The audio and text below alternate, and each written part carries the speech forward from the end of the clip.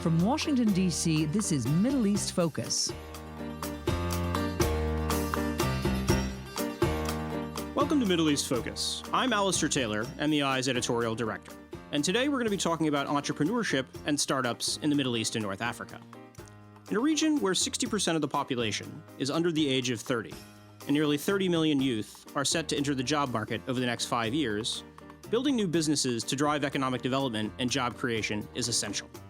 To discuss the challenges and opportunities facing entrepreneurs across the region and the ecosystem for startups and venture capital, I'm joined today by three great guests: Niama El Bassunie, Robert Tashima, and Faisal Hakki. Niama is the co-founder and CEO of Ways to Cap, a Morocco-based B2B wholesale marketplace for traders and buyers across the African continent.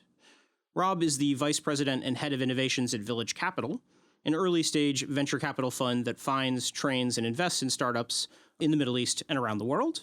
And Faisal is the managing partner of AB Ventures, the venture capital fund for Arab Bank, and he was previously a board member and executive for Oasis 500, a government-backed early-stage accelerator and fund in Jordan.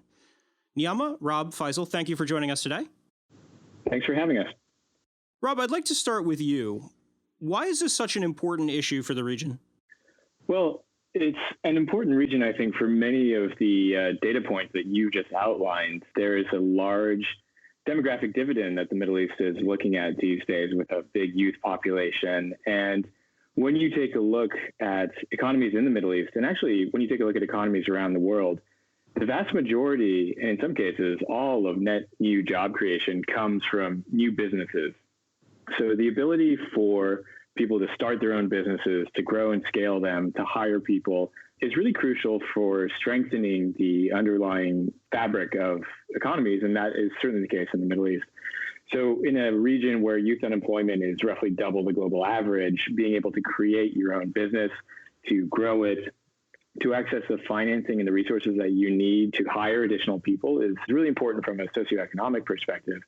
But it's also important from a solutions perspective. These days, we like to think that companies like Uber and Amazon have global solutions that can easily adapt to every market. And I think we've seen time and time again that that's not always the case. And in fact, a lot of times, the best solutions for local markets and local problems that consumers might face, whether it's getting food delivered on time or being able to take a car to the airport, are best solved by local entrepreneurs. So by giving entrepreneurs in these regions greater access to resources and capital, we're able, as an ecosystem, to help improve the quality of life across multiple sectors, whether that's in energy or healthcare or education, because they're being addressed by the people who have a lived experience of that problem. I think ultimately it's probably worth pointing out as well that it's not just an important issue for the Middle East when we're talking about entrepreneurship, but it's also entrepreneurship in the Middle East is important from a venture capital perspective globally, in large part because of the fact that there are a number of blind spots in the venture capital industry, which lead to capital and resources being concentrated in a handful of areas. There's a quote that Peter Thiel, who's one of the PayPal founders, once said, where he said, if you're a very talented person, you have a choice.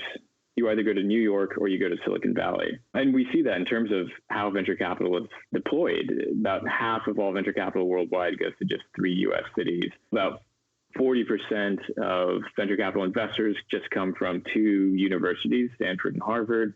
About 85% of venture capital goes to women. And so you see this concentration of venture capital resources and power in just a handful of demographics and locations. And so as entrepreneurship grows and scales in the Middle East and North Africa, there's a real great opportunity to help improve the pipeline of great ideas coming up and to help give more entrepreneurs who have solid business models and impressive solution to a real problem access the resources they need to scale. Faisal, switching gears to you, looking at venture capital specifically within the MENA region, can you give us a sense of how much is being invested, where, and by whom? Right. Well, I mean, it does remain a fairly nascent industry. I mean, if you trace it back to its origins, you could probably argue that the VC industry in the US probably started right after the Second World War, based on the military technology that was being commercialized. If we look at the Middle East, it's much, much later. I think the first VC proper VC deal is traced back to Amman, Jordan, and that was probably in the mid-1980s when a VC-backed company made it through the multiple stages of investing. So it does remain a fairly nascent industry, and I think it reflects the appetite of the people who hold wealth in the Middle East and their affinity to invest in high-risk assets, which, what venture capital really is about. The numbers remain shy. Across the Middle East, I think the entire region is investing less than 0.5% of its GDP in early-stage companies. Some countries fare better than the others. So the UAE comes on top, followed by Saudi Arabia, and then Jordan, Lebanon, and Egypt are more or less in the same positions. It looks a bit different when you look at these numbers, not in terms of absolute figures, but in terms of percent of GDP. The UAE and Jordan are probably neck and neck in first and second position, and that is really a reflection of the appetite of these countries to invest. So, one thing that I'd like to mention is it is an early industry. It remains to be a volatile industry. So you can't really say that based on the trend that we've been noticing in the past 5 years, we expect this year to be so and so in terms of VC investing. That isn't the case. This year was an anomaly with the exit of Kareem. Last year was an anomaly with the exit of Souq. The year before, we had no deals at all. The one before, we had much fewer deals, substantial deals.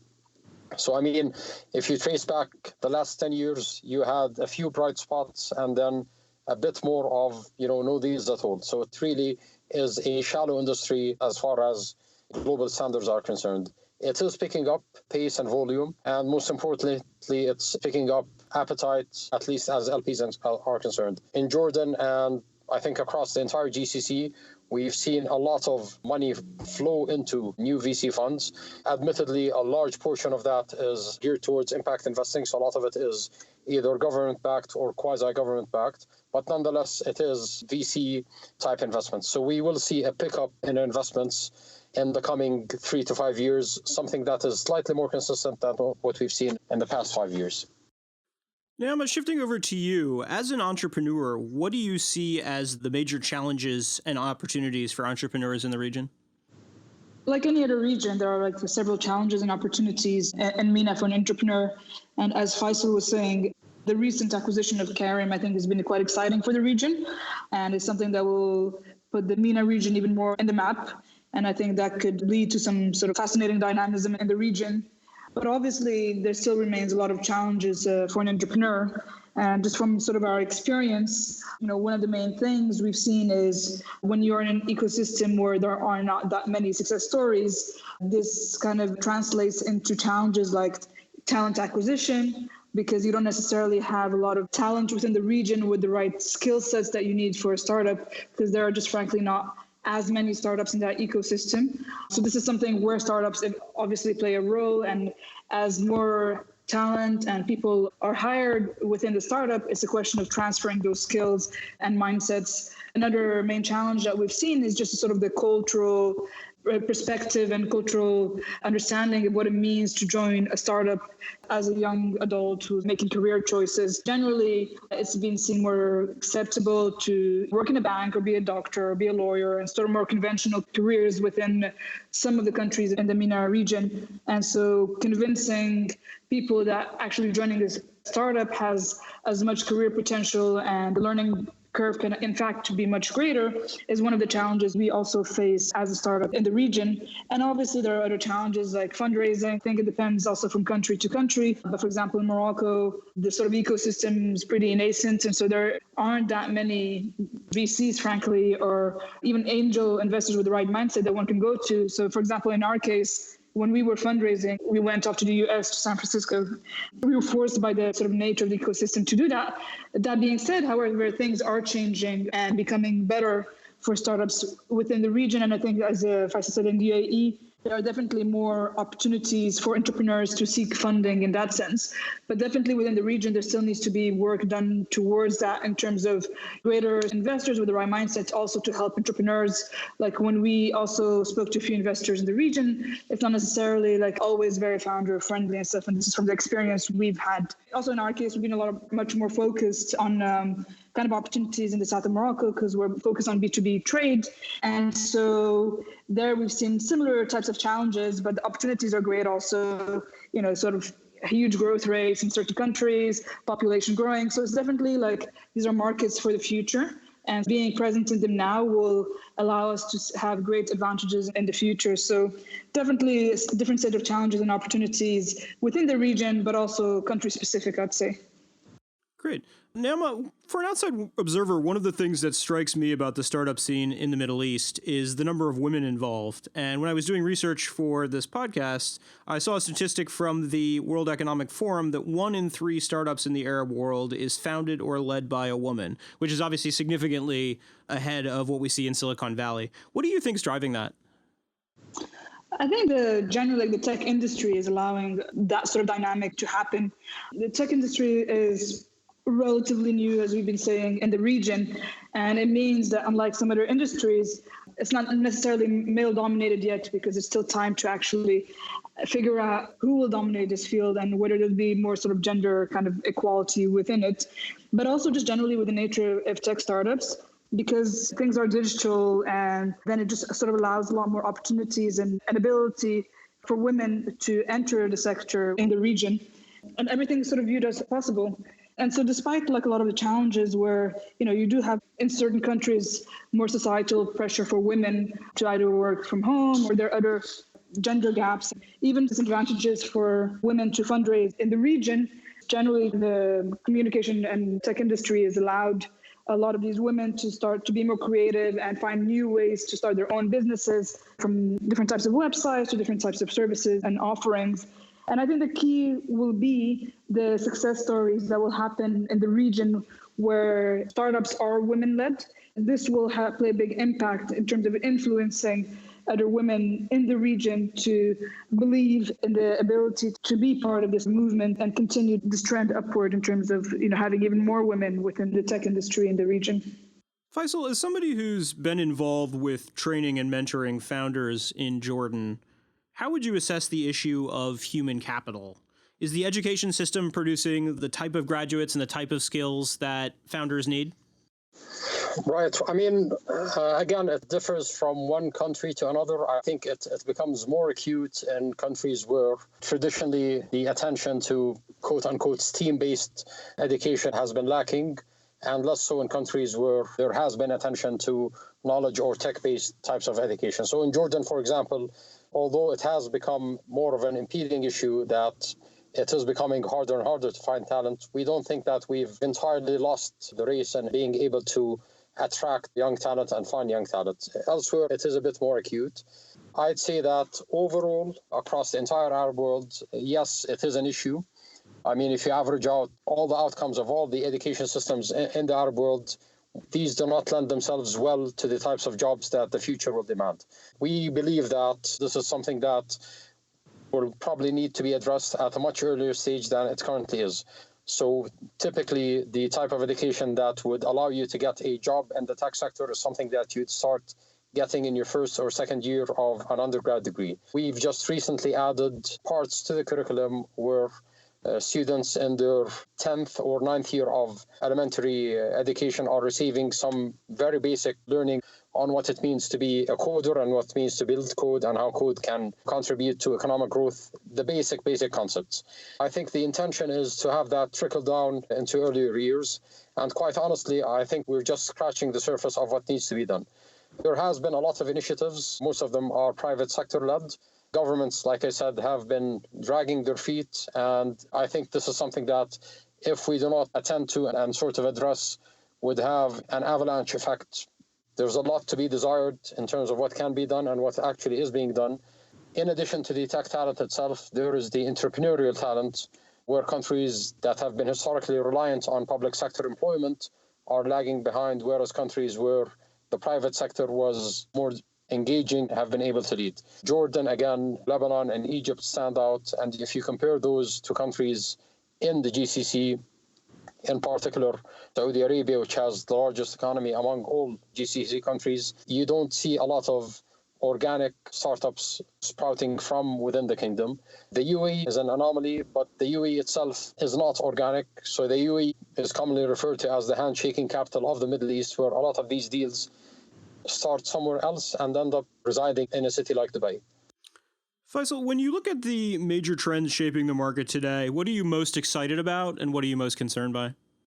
Right. So, I mean, it's interesting that, like I said earlier, there is a growing trend among people who control and own wealth to put more money into the early stage tech-focused venture capital industry. Part of this is being done, quite frankly, for the right, correct reasons, because they see and anticipate that this will generate the next wave of businesses in the Arab world. So that is quite exciting. But part of it is more or less a knee-jerk reaction of people who have been handed the short end of the stick when it comes to their conventional businesses. So a lot of the money that was put into real estate is now going into e-commerce, and a lot of the money that went into conventional brick and mortar retailing is now being geared towards e-commerce. It's not a bad thing per se. It's just that it could be, in certain cases, being done for the wrong reasons. The exciting part is we anticipate that this industry would grow significantly within the coming 5 years. I am a bit concerned on the quality and caliber of the companies that are coming out of the Middle East.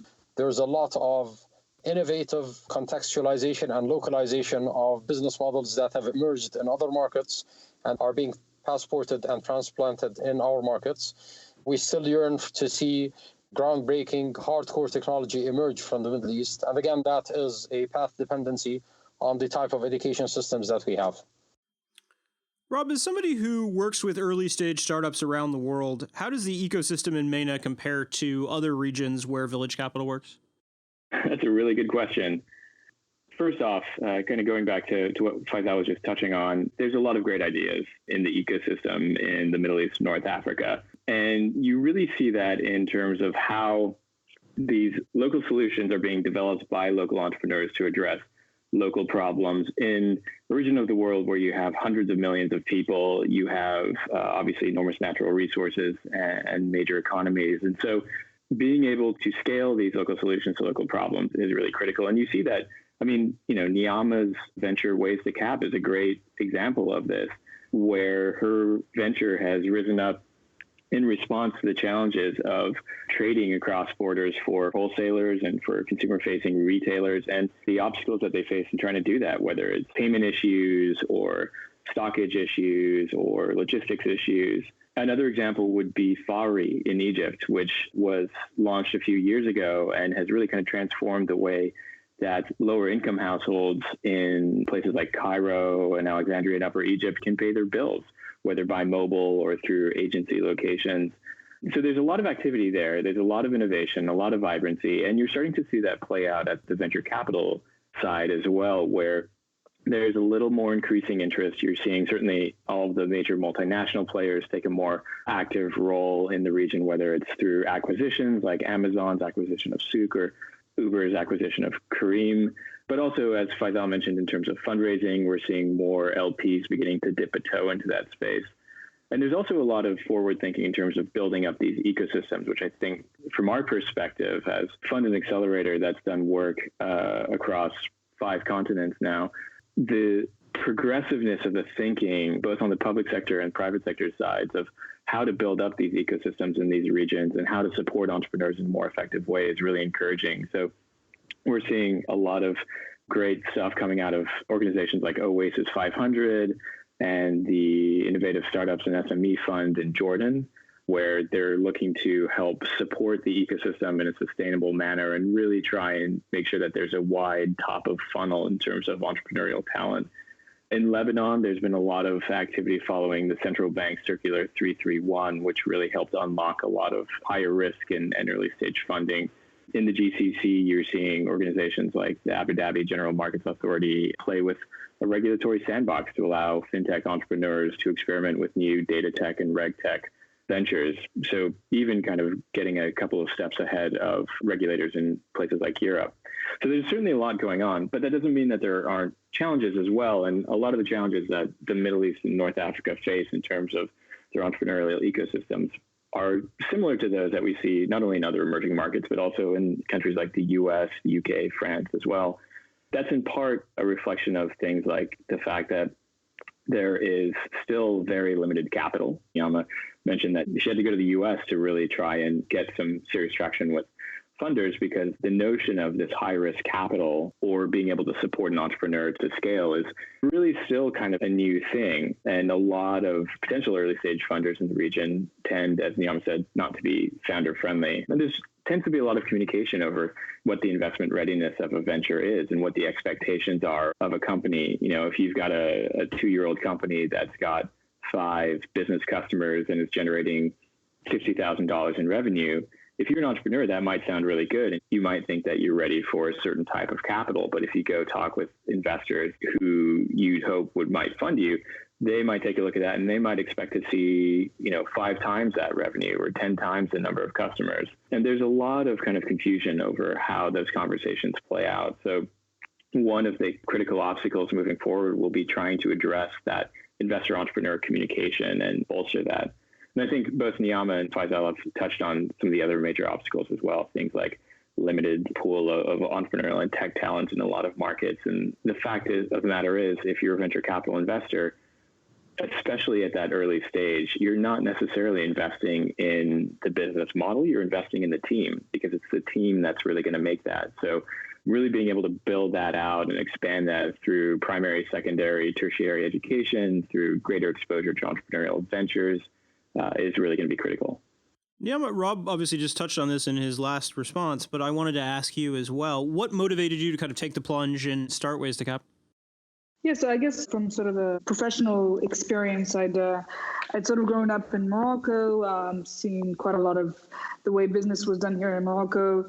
After working for a few years in London, ended up living in Conakry for 8 months, and ultimately started a trading firm in Morocco with my initial co-founders, with the idea of just helping Moroccan exporters sell into these markets. And it was really sort of the experience of these professional moments that I really realized that Ways to Cap would actually allow us to solve one big problem, which is giving access to SMEs in Africa. And through this experience, basically what we could see was that a lot of smaller and medium-sized enterprises did not have the same access as bigger firms, whether it's in terms of being able to source or sell product, whether in terms of access to financing, just generally anything to do with trading and international commerce.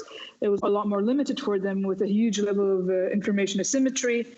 And so the idea of Ways to Cap came about gradually from that trading firm, and gradually turned into a marketplace, with ultimately the vision and the mission for us to build trade-related infrastructure and tools to really give the smaller enterprises the ability to access buyers and suppliers worldwide, and in a way contribute and have an impact on openness, transparency, and efficiency within the trading system in the continent.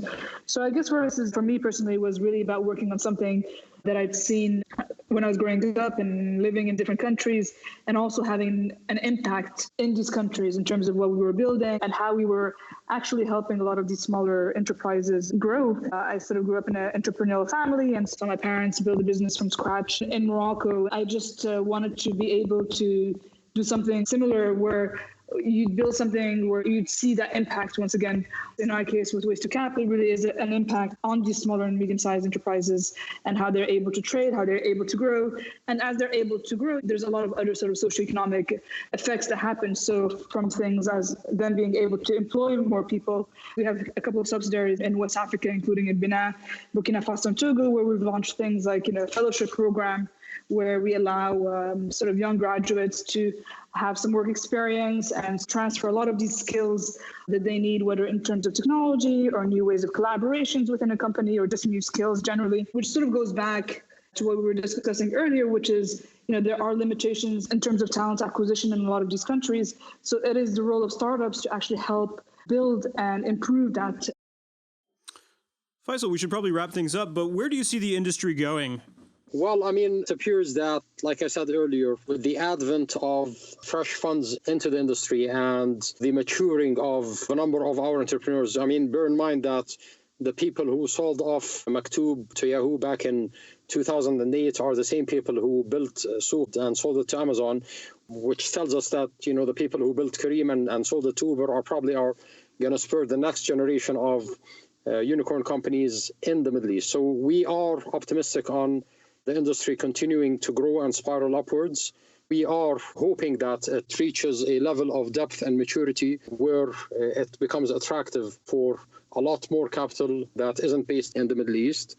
We know for a fact that on a corporate level, a lot of the companies, the larger companies, are taking notice on what's happening in the early stage arena. If you look at the past 100 years of innovation, you can only probably attribute 10 to 15% of total growth to changes in inputs in a conventional, production sense. The remaining 85 to 90% of growth has come actually from innovative ideas. And these innovative ideas are predominantly sourced from smaller companies, not from large companies. So on a corporate level, we also anticipate there will be more engagement from the large corporates with the smaller companies. And I think we've come to realize that this industry cannot and will not ever exist in a vacuum.